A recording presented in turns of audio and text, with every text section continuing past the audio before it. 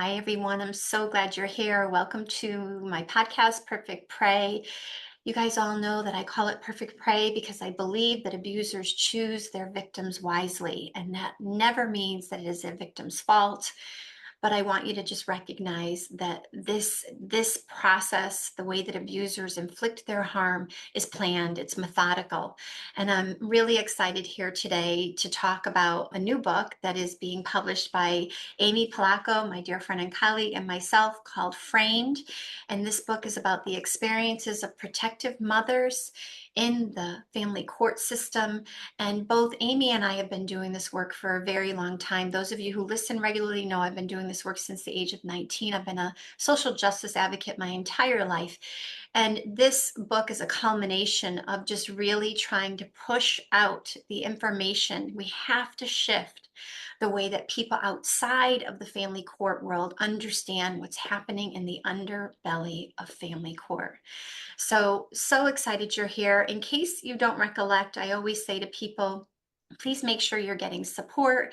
Some of this, we're going to share a little bit about the book today, right, Amy? And we know that it can be triggering and overwhelming. As we talk, you'll hear us say this book is not an easy read, but it is a must read for everyone who appreciates women in their lives and appreciates anyone who cares about the well-being of women and anyone else who may be engaged in family court. That being said, I just want to remind you that I am interviewing victims and survivors who grew up as children of coercive controllers, and those podcasts will be coming out in September. So again, I'm so glad you're here, and I want to welcome Amy, who is a wonderful divorce coach, who is going to introduce herself. Hi, thanks for having me, Christine. The work you do is amazing. I know that this is an amazing podcast and honored to work with you on this book and be here. I know this is something that's near and dear to both of our hearts. Just a little bit about me, for those of you who don't know me. I'm divorced, not once, but twice. I'm a divorce coach, and I help women take their power back before, during, and after divorce, including, of course, post-separation abuse. I'm also a journalist, so I've written about some of these issues: family court, domestic abuse, coercive control, for national publications like Ms. and HuffPost and others. So, I think this was a great partnership for us together to bring to the world something that we see on a daily basis, right? Absolutely. I mean, our world is inundated with these stories, and every time we hear a story, I think you probably would agree, we'll be like, people think it's shocking to us when they come to us, and we're like, yeah, we heard this 3 times today. I mean, something similar. It's sad, but true. The similarities, as we talk about in the book, it's the abuser's playbook. The similarities are so are uncannily similar. So, yeah. So maybe we can talk a little bit about the impetus of the book. We kind of just decided that we knew that we had to get some stories out there. I mean, how would you explain it, Amy? Right. I think this book could be 100,000 pages long, but it's not. Don't worry, folks, because I mean that's how many stories we hear, on a daily basis. Not just our clients, but people who contact us. I know on the journalism side, I have people daily who are sending me their stories, and people who are not familiar with family court find these unbelievable sometimes, right? And we know that's a challenge for some of the victims, is they're not believed because the stories are so outlandish almost. We believe them, of course. And I think, that was one impetus for this, right? Is to validate their stories. You're not alone. We have 22 in here, and there could be 2,200 really. And I think the other is, we want to warn women who are thinking about divorce, headed into divorce, right? Have no experience with family court. We don't want to scare you, but I always say to my clients, I've got an obligation to educate you. I care about you, right? I want you to know what you're walking into so we can prepare. Absolutely. And Tina Swithin, who is One Mom's Battle, wrote our epilogue, and she actually says it so clearly on the book. I should probably just read the back of the book where it says it. I mean, this book should be a prerequisite for all women. It should be read before marriage, but definitely before divorce or child custody proceedings. What Amy and I realize, and so many advocates realize, right, is that no one goes into this realizing you're going to be with an abuser. Nobody thinks that because these abusers show up as charlatans. They are the best actors. And so you may think, I'm in a relatively healthy relationship. We're not getting along. We're going to divorce. And you're thinking it's going to be fine. And then all of a sudden you realize something that you thought was going to be amicable is explosive. And to your point, when you say that like people don't believe victims, the other part to this is how often do victims not believe how bad it is, right? Like it's really hard to wrap your head around how harmful someone you love, someone that you're parenting with, could actually, that they could be willing to do anything to hurt you. And so, I was just on a call this morning with a mom who just was like, well, maybe he's not that bad. Maybe I should go to co-parenting counseling. And she was actually initiating it. And I was trying to explain to her, he is that bad. He really is. And some of these people cannot be helped. And I think, Dr. Ramani, as you know, wrote our foreword because she truly believes that these people that we work with are extremely harmful and they're willing to do anything, revenge at all costs. I mean, that's what it comes down to. So this impetus, as you said, is like a warning, a validation, like a universalizing. We call that in the clinical world, like how do we universalize people's experiences, not to minimize their experiences, but to show them, girl, you are not alone at all. Like these experiences are happening everywhere, all over the world. By the way, right? These stories are from all over the world. They're from a very diverse population because this can happen to anyone, right? I mean, really. Absolutely. And to your point, nobody shows up that way, right? The abuser doesn't show up that way. And to me, one of the most fascinating parts of the stories are, we said to our contributors, tell us how you met him. Tell us how he courted you. Tell us what happened before you got married, right? And I think that many of our readers will identify with some, and if not all of these contributors, right? I know we were empathetic to them. And can I say that I think one of the reasons we were a good duo to do this book is we've lived through much of this, so we understand there is absolutely no victim blaming in this book. Absolutely not. Absolutely not. We do have at the end of each story, right, Amy, we have our notes, which Mhm. are just some input that we have about the experiences of the victims, oftentimes referencing, academics who have done research related to this, describing Darvo, betrayal trauma, Evan Stark, of course, Emma Katz, we reference. There's so many important people that are referenced in this book, and I'm sure we've missed people, but the reality is that we want victims to hear loud and clear that their experiences are very real, and that even though they don't want to believe what they've gone through, so many other people can actually truly do have a similar experience. Yeah. Right. And I think Dr. Ramani said it best when she said you can learn about coercive control and these things, till the cows come home, right? But hearing the stories, that's something different. And I think we both felt that, is that we could tell people the work we do and what we see in our clients' lives and these struggles and these horrific, heartbreaking situations, but there's nothing better than hearing it from them. Right, right. And so I think that brings up the point. These stories are distressing. They are. And, this is not like an easy read. It's going to be something distressing, but we hope again that the positives about hearing these stories outweigh the negatives. And what we're really hoping is that anybody who's reading this book shares this book with others, like shares it with their loved ones, and as a validation, but also we need to spread the word. This is about getting more people engaged in understanding how the family court is really oftentimes, sadly, not all the time, but oftentimes complicit in exerting more coercive control through the systems. And that's really what I think we're hopeful, is that if we can create a sea of people who are willing to actually advocate, that's going to be huge. Absolutely. And, we put the abuser's playbook on the front cover because we know that family court can be an abuser's playground, right? So, it's a combination of education and advocacy that we need. We believe, right, that if more people knew about what actually happened in these cases, they would be outraged. Yeah. They would write to their legislator, they would care more.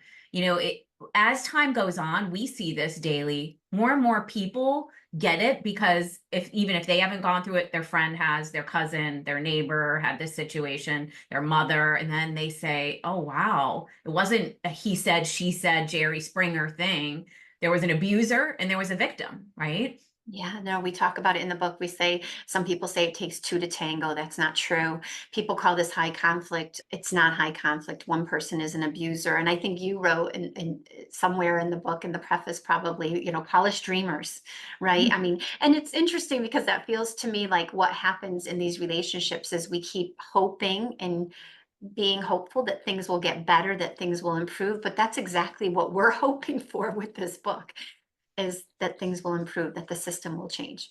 Yeah, Every successful social justice movement has started with grassroots, right? And we hope our book is a small or hopefully large, part of that. We're all in this together who work in this community.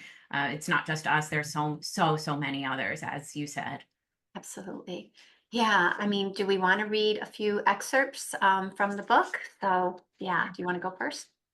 Sure. So I'm going to read from one of our stories called Hell in Paradise. And this is a woman who did not marry. She had a child with someone and thought about getting married, but saw some red flags, but could not get away from her abuser. And even though she has not necessarily lost custody of her daughter, she lives in constant fear and terror. So I'm just going to read a little bit from her story. Her name is Amber. And by the way, did we mention that we've changed women's names and a lot of details in the book? Obviously, everybody. Okay, she says, I'm often asked to speak to various groups, including schools, and I volunteer on boards in the community and was nominated as a director of my local business organization. I'm well liked and respected.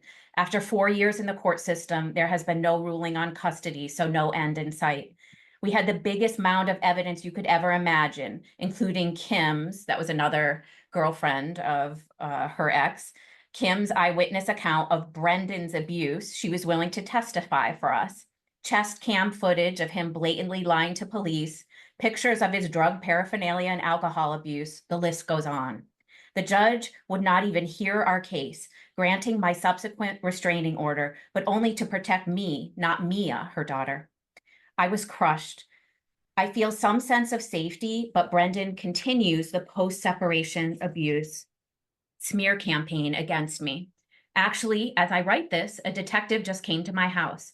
I know this is yet another ploy by Brendan. He has already filed 7 false restraining orders against me and my boyfriend, reported fake abuse to Child Protective Services, called detectives and the FBI, and told his made up stories about me to anyone who will listen. No one should have to live like this. Will this madness ever end?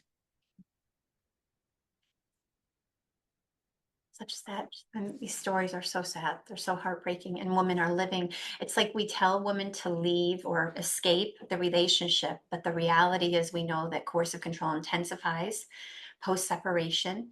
We know that oftentimes they're not safer, and even restraining orders and protective orders actually, unfortunately, sometimes can make the abuser escalate and get worse. And then, these women, like her case, she has this restraining order, but it's not to protect her child. So, I was on a call today, and a woman is expected to bring her child to the police station. She has a full protective order, but expected to bring her child to the police station to meet her abuser, to send her child off to the abuser's home for 42 hours. It's like, it just doesn't make any sense. And I would say, I think that's an important point, right? Like that these stories are about mothers, so we say women in the family court underworld, but really what we're talking about also is these children who are living through the system and not being protected by family court judges. Yeah, and attorneys. So Exactly. And I just got off before we hopped on this podcast with a new client who doesn't have children, was not married, but is facing that situation of trying to get a restraining order. Police are not believing her. And I think we feel this in our hearts when we meet with our clients who are experiencing the justice system for the first time, right? And they say the whole system is messed up. Like the police didn't believe me. They were defending him. I was telling them about recent cases in the news and saying this is similar. They kind of like scoffed. It's like, it's heartbreaking for us to have to be honest with them and say, this is the reality we're living in, right? Whether it's the United States or these other countries where all of our contributors come from. Absolutely. And I think if you're a listener to my podcast, you know that I talk about, like, I see coercive control as the underpinning of all abuse.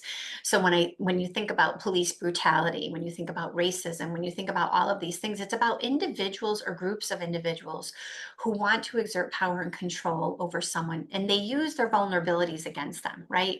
So, we see this with racism. Someone's using the vulnerability, this race issue, as something to hold against another person. But certainly the police have so much power, and yet they scoff or they make fun of. And for my listeners, maybe that I was certainly made fun of by the police, and certainly, and I think Amy and I would both agree that we see it over and over again, where a victim brings forward some kind of a charge or allegation and she's not believed. We know this from research. Victims are not believed for their own domestic abuse, but never mind that. If they have valid, like, substantiation of physical abuse or sexual abuse of their children, they are disbelieved at even greater rates. It's actually quite horrifying. And it's a good segue into the story, The Blue Wall of Silence by Gia. So she basically is a woman who had been married to a police officer, and he used the police force to intimidate her.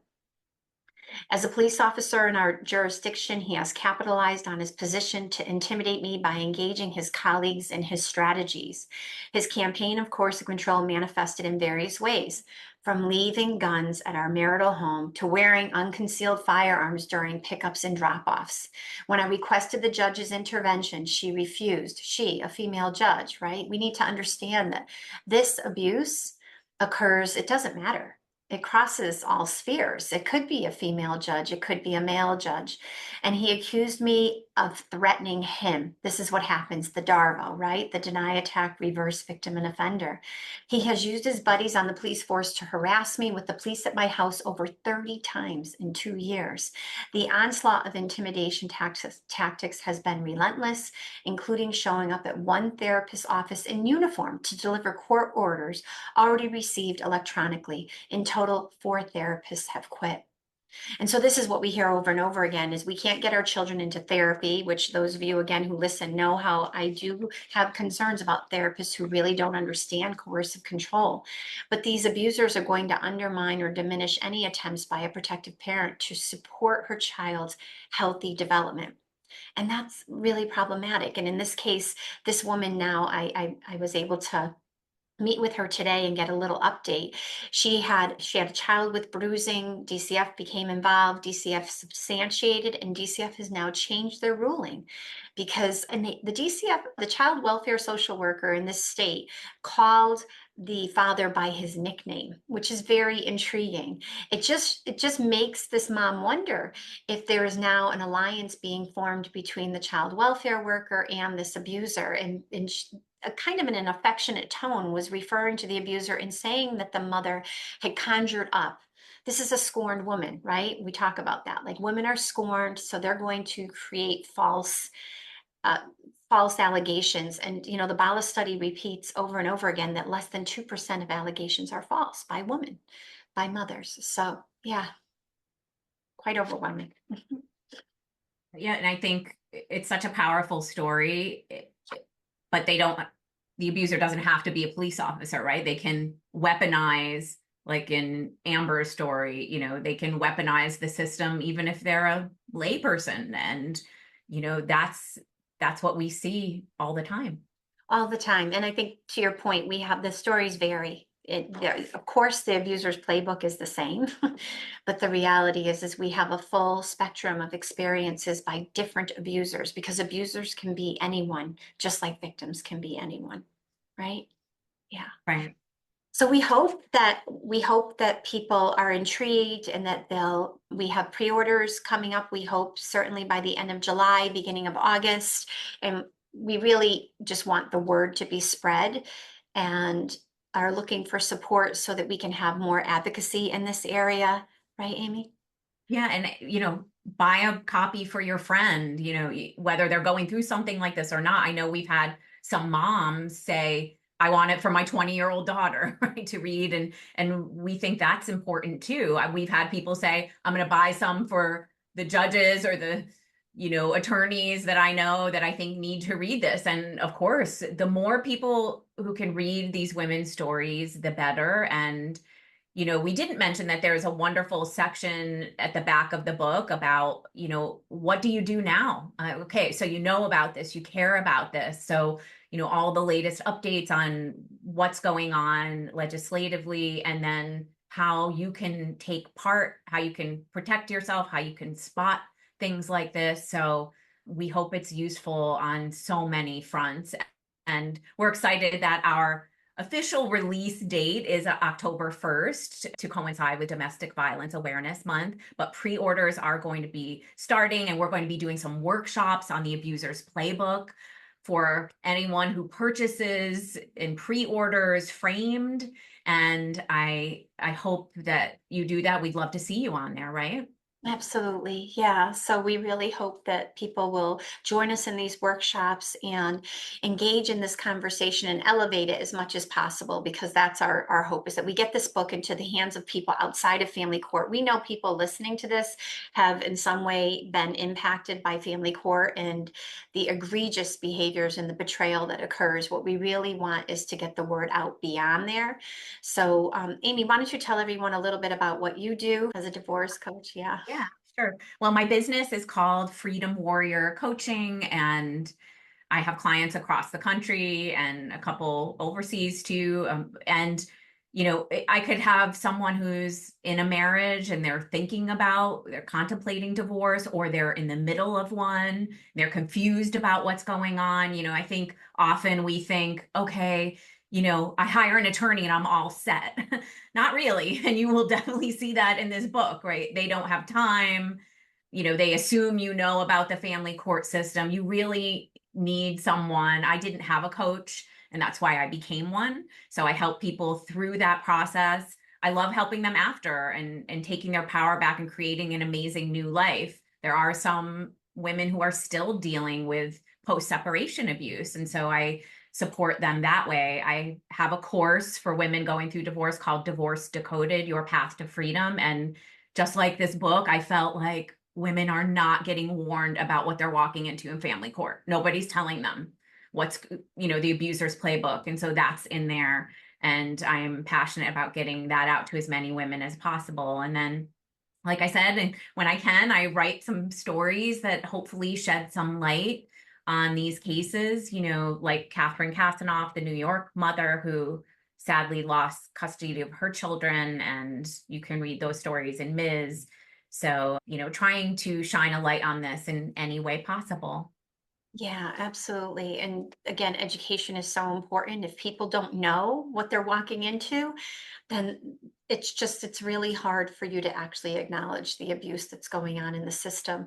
And so again, this book, Framed: Woman in the Family Court Underworld, we're so excited to be sharing this with you and giving you examples of ways that maybe you can navigate the system or educate people that you love so that they don't experience these same horrific atrocities. These women in this book, these 22 contributors, nobody's done.